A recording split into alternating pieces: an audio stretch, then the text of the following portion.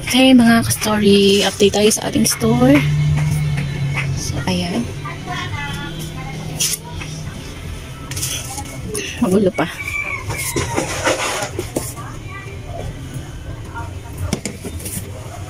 Uy, makakulog tong egg na to. Red egg. Maraming naghahanap ng red egg. Ayan, marami na. Kamatis, 3.10. Ayan ang ating store. Puno. Bigas. Mahal ang bigas. Thailand na po galing yung bigas natin. Ito galing Thailand. 56 ang kilo. Ano siya? Maalsa. Ayan yung store natin. Palaban talaga natin ng mga store yung may pinasok ng langga. Kaya nandyan. Ito yung status ng store natin today. Sunday. Busy. Tapos yung sa kabila nagre-repack ng yelo. Ayan. Ang store natin. Medyo antok na tayo. Malapit na ang Pasko. Paano ba naghahanda ang ating mga ka-story?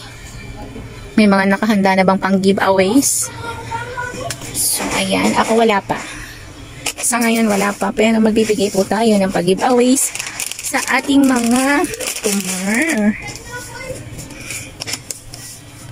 Ayan yung store natin.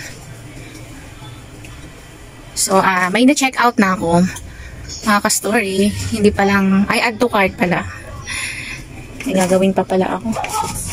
Yan yung itlog natin. Itlog na, taas na din. 10 na. 10 na ang bintahan ng jumbo.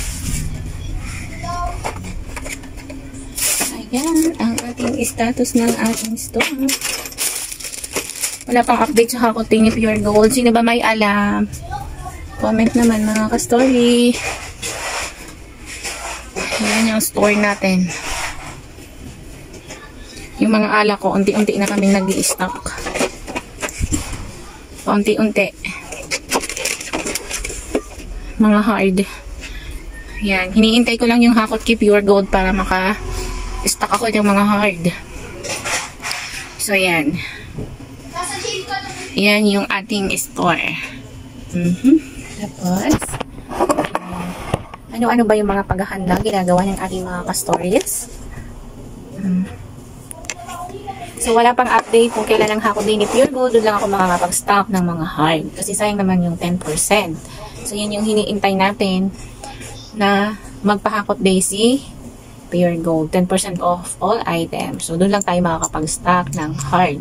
And then, mga panghanda sa Pasko. So, ihanda natin yung mga spaghetti sauce, mga pasta. So, sa Pure Gold ko kasi siya bibilihin para naka 10% off. Malaki yung madi-discount natin.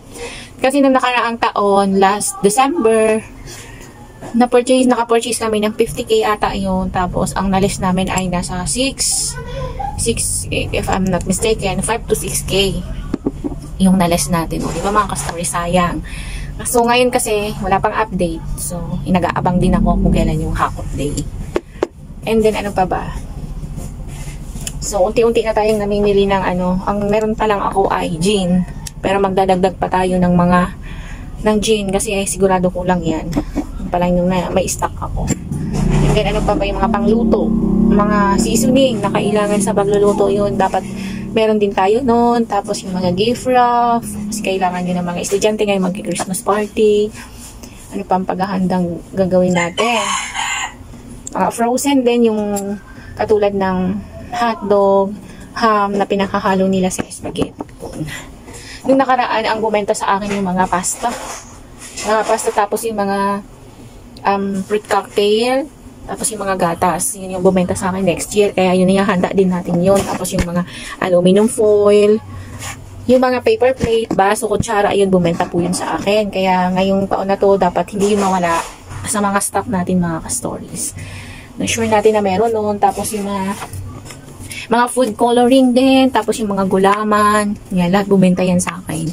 Noong nakaraan. Kaya dapat ngayon meron. And, bumenta sa akin ay itlog. Yun. Kasi ginagawa nila sa yung egg. Kasi ginagawa nila sa prosperity bowl. Yun. Egg. kukuha tayo ng iba't ibang ano, siguro magkuha ako ng medium na egg or XL or large, ganyan. Kasi mabenta talaga yung egg nung nakaraan, New Year. So, ayan, yan yung update natin ngayon sa ating store. So, ayan lang yung mai-share ko mga story for today's video, and then magre-repack ako nito. Magre-repack ako ng sunrail. Malaki ang tinutulog ko mga story. 1/4, 100 pesos. So, re-repackin natin. Kalahati tubo pag repacking. Repacking natin para matali ang tubo natin. So, yan na mga ka-story ang ating mai-share for today's vlog. Please keep on watching and please subscribe our channel, Pat's Tindahan Stores.